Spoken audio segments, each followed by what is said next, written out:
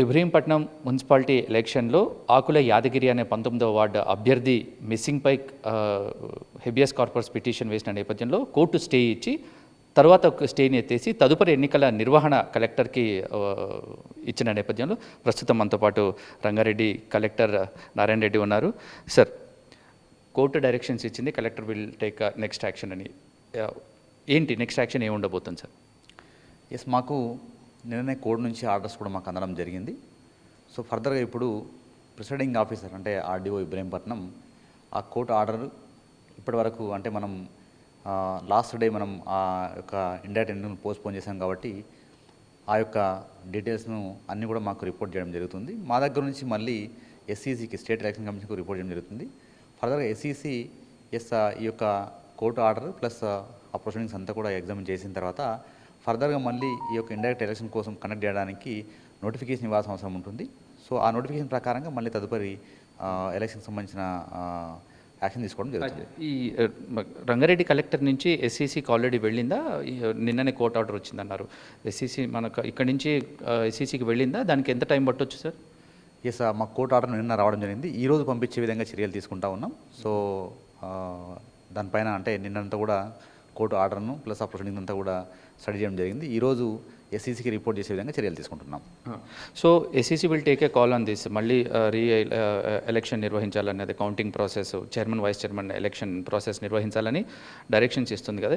ఈ whole process మొత్తం ఎంత టైం తీసుకునే అవకాశం ఉంటుందండి? అంటే మామూలుగా ఇక్కడ నుంచి ఎస్ఈసికి రిపోర్ట్ వెళ్ళిన తర్వాత ఎస్ఈసి దాంట్లో ఉన్న లీగాలిటీ ప్లస్ కోర్ట్ డైరెక్షన్స్ ప్రకారంగా ఫర్దర్ స్టెప్ తీసుకోవడం జరుగుతుంది. సో అంటే ఎస్ఈసిలో మనం I cannot expect that, but legality plus court directions ప్రకారంగా ముందుకు వెళ్ళే అవకాశం ఉంటుంది. సో ఈ చైర్మన్ ఎలక్టెడ్ చాలా డ్రామాటిక్ సిచ్యువేషన్స్ ఉన్నాయి.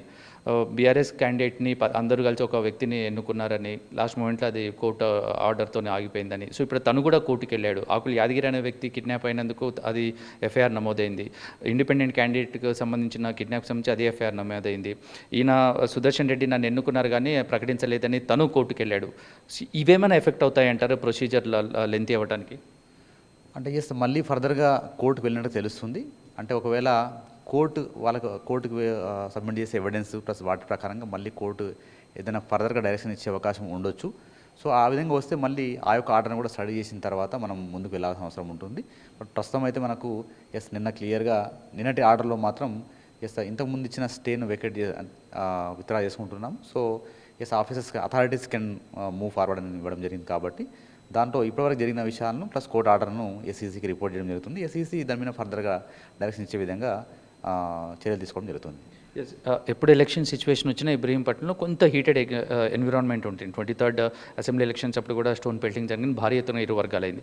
మొన్న జరిగినప్పుడు కూడా స్టోన్ పెల్టింగ్ జరిగింది. సో పోస్ట్ పోన్ అయింది.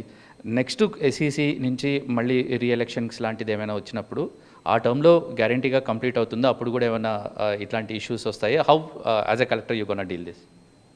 యాక్చువల్గా ఫస్ట్ డే అంటే 6 మున్సిపాలిటీ ఉండడం వల్ల కొంత అన్నింటి మీద ఫోకస్ వెళ్ళింది. సో నెక్స్ట్ డే వచ్చినప్పుడు ఇబ్రహీంపట్నం మున్సిపాలిటీ ఒకటే కావడంతో ఆ రోజు ఫోకస్డ్గా పూర్తి చేసే విధంగానే అటు పోలీస్ కావచ్చు, జిల్లా యంత్రాంగం మొత్తం అన్ని రకాల ఏర్పాట్లు చేసుకున్నాము. ఆ రోజు ప్రశాంతమైన వాతావరణంలోనే కట్టుదిట్టమైన బందోబస్తు మధ్యనే ఎలక్షన్స్ కోసం అంతా ప్లాన్ చేసుకుని ఎలక్షన్స్ కూడా స్టార్ట్ అయ్యాయి.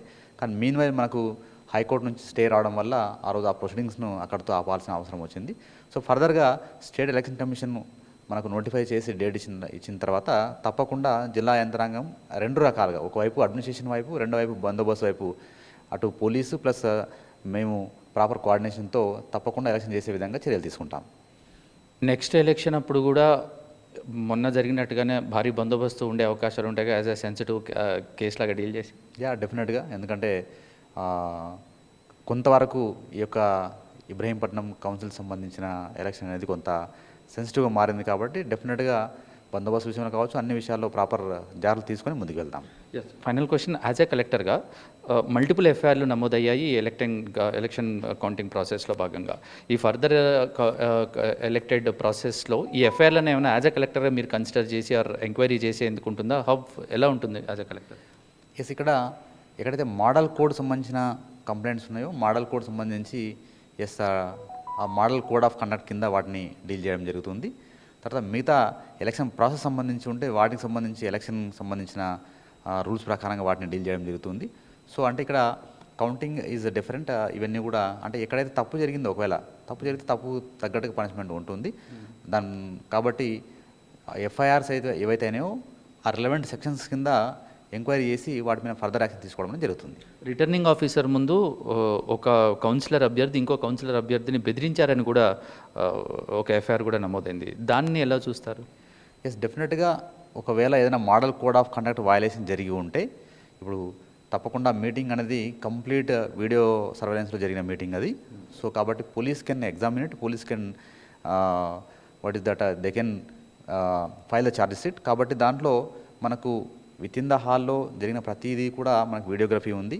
ఒకవేళ అవుట్ సైడ్ ఏదైనా జరిగి ఉంటే కూడా పోలీస్ ప్రాపర్ ఎంక్వైరీ తర్వాత దాని మీద యాక్షన్ తీసుకోవడం ఉంటుంది. So model code of conduct ఏదైనా వయలేషన్ జరిగి ఉంటే దాని మీద తప్పక ఎలక్షన్ కమిషన్ యొక్క నిబంధన ప్రకారం చర్యలు తీసుకుంటాం. దాంట్లో మచ్ ఎర్లియర్ క్వశ్చన్ అనుకోవచ్చు. నెక్స్ట్ స్టేట్ ఎలక్షన్ కమిషన్ నుంచి కౌంటింగ్ ఆర్ ఎలక్టెడ్ ప్రాసెస్ నిర్వహించాలంటే మీరు కౌన్సిలర్లకు కానీ ఇబ్రహీంపట్నం వాసులకు కానీ ఏం మెసేజ్ ఇవ్వాలనుకుంటున్నారు? ఎస్, తప్పకుండా అంటే ఎలక్షన్ అనేది ఒక సిస్టమేటిక్ జరగాల్సిన ప్రాసెస్. సో అందరం కూడా ఎలక్షన్ కమిషన్ యొక్క డైరెక్షన్స్ ప్రకారంగా, election commission rules and regulation ప్రకారంగా నడుచుకోవాల్సిన అవసరం ఉంటుంది. కాబట్టి డెఫినెట్గా నెక్స్ట్ మళ్ళీ ఎలక్షన్ కమిషన్ నోటిఫికేషన్ ఇచ్చిన తర్వాత, ఇప్పుడు ఎలాగూ ఒకటే మున్సిపాలిటీ ఉంటుంది కాబట్టి ఇంకా జిల్లా యంత్రాంగం ఫోకస్ అంతా కూడా ఒకటే దాని మీద పెడతాం. కాబట్టి అందరం కూడా నిబంధనలకు అనుగుణంగా ఎలక్షన్ పూర్తి చేసే విధంగా ముందుకు వెళ్దాం. Thank you. సో ఇది ఓవరాల్గా పరిస్థితి. కోర్టు నుంచి కలెక్టర్ ఆఫీస్కి నిన్ననే దానికి సంబంధించిన ఆర్డర్ వచ్చిన నేపథ్యంలో స్టేట్ ఎలక్షన్ కమిషన్కి రంగారెడ్డి కలెక్టర్ నుంచి ఈరోజు వెళ్తుంది. దాని మీద స్టేట్ ఎలక్షన్ కమిషన్ తీసుకునే నిర్ణయం ప్రకారం ఫర్దర్ ప్రొసీడింగ్స్ ఉంటాయని అంటున్నారు. విత్ కెమెరా పర్సన్ పి వెంకట్తో శ్రవణ్, టీవీ 9 ఆర్ఆర్ డిస్ట్రిక్ట్.